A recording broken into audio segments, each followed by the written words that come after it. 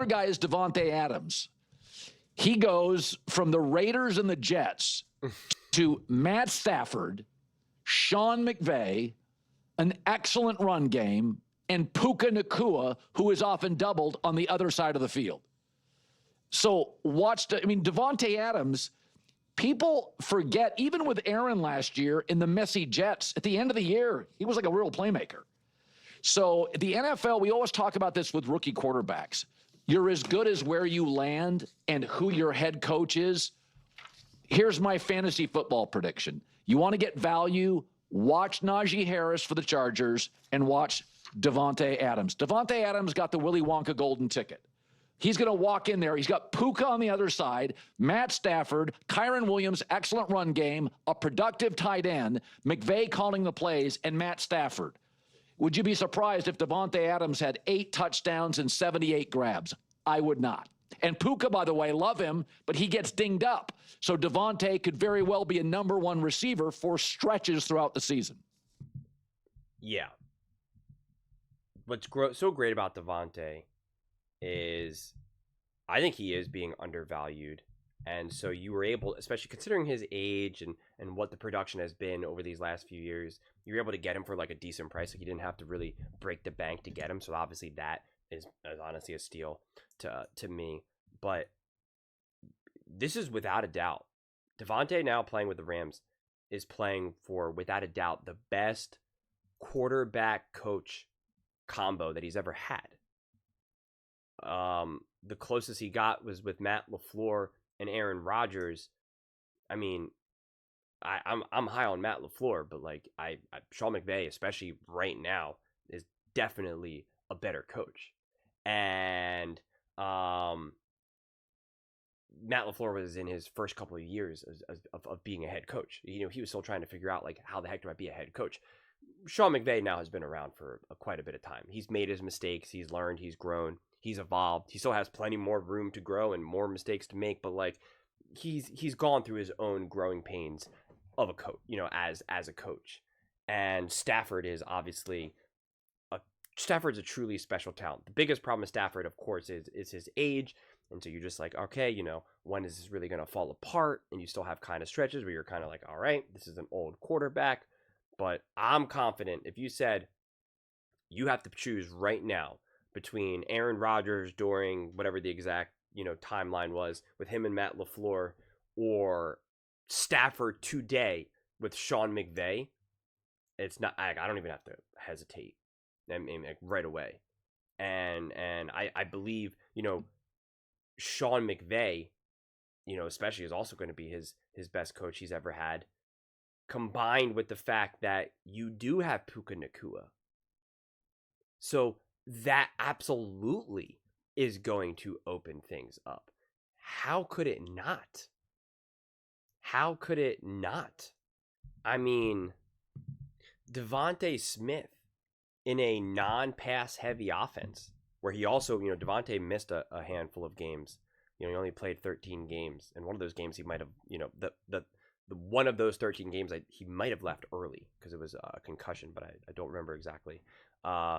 He had 833 yards and 8 touchdowns and 68 grabs. Right? I mean, like, Jordan Addison, 63 catches, 875 yards, 9 touchdowns in 15 games. I mean, you combine him with Puka Nacua, Matthew Stafford, Sean McVay. I mean, like, that's your answer right there. Look what Davante did. Obviously going to be the main target that someone like an Aaron Rodgers is going to try to get after. But 1,000 yards, 8 touchdowns, 85 catches. You know, he was obviously clearly fed 135 targets. Yeah.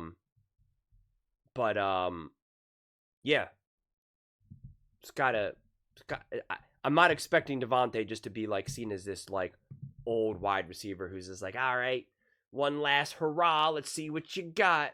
Like that's not the lens that I'm looking at this through at all.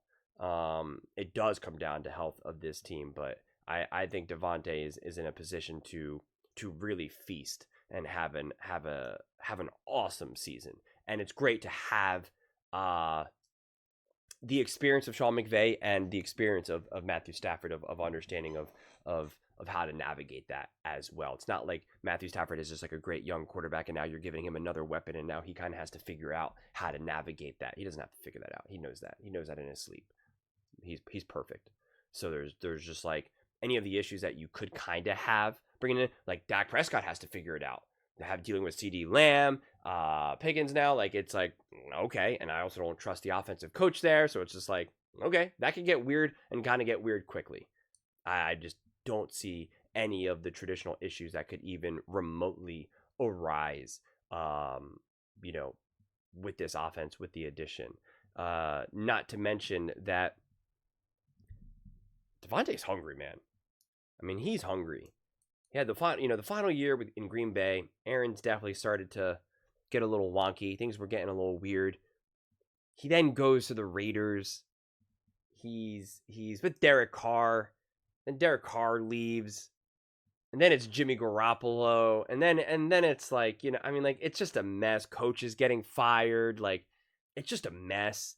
Then he goes to New York, and it's like even more of a mess. I think there was some optimism that him and Aaron would be able to just like be so great together that they would overcome any of the other issues that could arise throughout a season, and obviously not, right?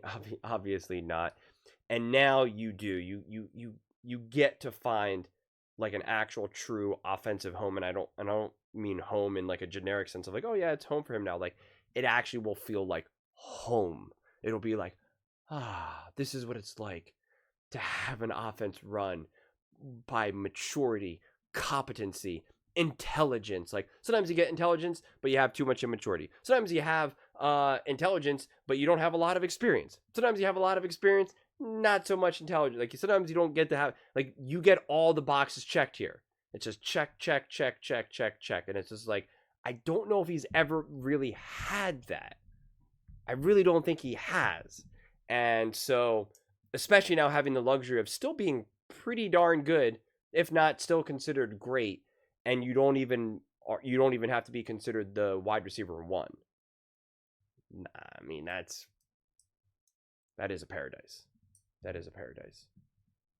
But those are just my thoughts. I'd absolutely love to hear yours. What do you guys all think about the Los Angeles Rams and how someone like Davante Adams will be able to have a lot of success there? Let me know in the comments below. I read every single comment. It's whether you agree with me or disagree with me. Either way, let's get in some discussions. Let's get in some fights. But ultimately, let's just have some fun. And please do consider subscribing. We are building an amazing community here, and I absolutely love to see you part of it. I want to build something that we all generally feel connected to. Something that we're really excited to be part of. I think we're on our way to doing it. And please don't forget to give this video a thumbs up, as it really does help with the visibility and the algorithm. Thank you so much. See you next time.